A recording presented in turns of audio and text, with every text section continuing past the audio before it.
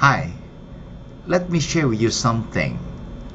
You know, whenever I would try to sit down in the confessional box and people would go for confession, I would always try them to experience God's mercy, God's love, but especially trying to make them aware that God loves them after all.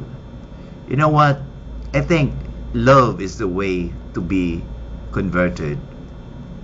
If you feel that God loves you, if you know that God loves you, and accept that God loves you, that would be the beginning of conversion.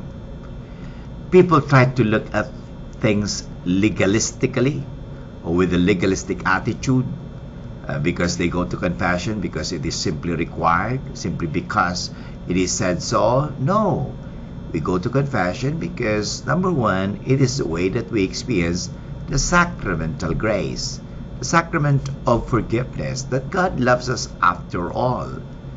God is not here to condemn. Remember the words of Jesus, I have come here not to condemn but to save the world. What a wonderful message for us. So we must really experience God's love.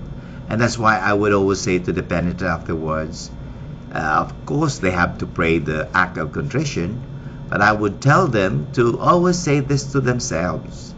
God loves me very much, and I will now follow Jesus. I will now imitate Jesus. In Filipino, I would always say this, mahal na mahal ako ng Diyos, kaya susundan ko na si Jesus. Yes, it is in following the Lord. You have to follow the Lord. That is the first step. But of course, the first step is that we have to accept that we are loved. And the second step, since we are loved, then we must do also something. We must also love. And to love, of course, is to imitate Jesus, to follow Jesus.